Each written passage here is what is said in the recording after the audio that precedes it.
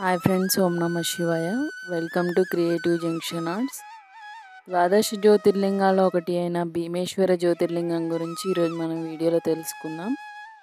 ఒక పవిత్రమైన అరణ్యం నడుమన సుదీర్ఘకాలం నుండి భక్తులకు మోక్షాన్ని ప్రసాదించే జ్యోతిర్లింగం భీమేశ్వర జ్యోతిర్లింగం.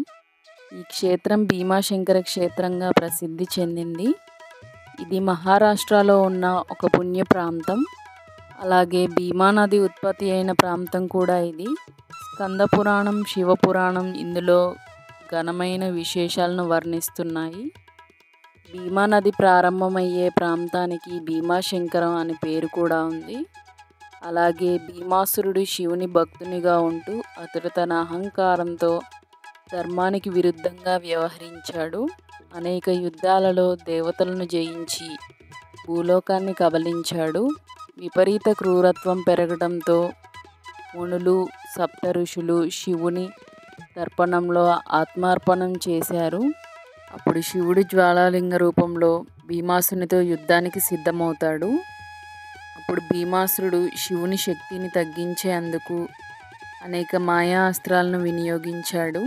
శివుడు తన త్రిశూలంతో భస్మాసురుణ్ణి ఛేదించాడు. ఆ రక్తపు ప్రవాహం నుంచి భీమా నది అవతరించింది. తర్వాత శివుడు తన లింగ రూపాన్ని భూమిపై ప్రతిష్ఠించాడు. ఆ లింగం కాలక్రమంలో భీమేశ్వర జ్యోతిర్లింగంగా విరాజిల్లింది. ఆ శివలింగం పైభాగం జ్వాలాలింగంలా కనిపిస్తుంది. ఇక్కడకు వచ్చే ప్రతి యాత్రికుడు శివుని అనుగ్రహం పొందాలని ప్రార్థిద్దాం. ఓం భీమేశ్వరాయ నమః. ఇది ద్వాదశ జ్యోతిర్లింగాల కథలో 6వ భాగం. ఈ వీడియో కనుక మీకు నచ్చినట్లయితే లైక్ చేయండి. అలాగే కామెంట్ ద్వారా మీ అభిప్రాయాన్ని తెలియచేయండి. ఛానల్ని సబ్స్క్రైబ్ చేసుకోండి. Srikalahasti Kannappa temple full video మన ఛానల్లో ఉంది. ఒకసారి ఎవరైనా చూడని వాళ్ళు ఉంటే చూసేయండి. మన ఛానల్లో temple related videos, travel vlogs, అలాగే కుకింగ్ వీడియోస్ ఉంటాయి. ఒకసారి చూసేయండి. తర్వాతి భాగంలో కాశీ విశ్వేశ్వరుని కథను గురించి ఓం నమ శివాయ అని కామెంట్ చేయండి.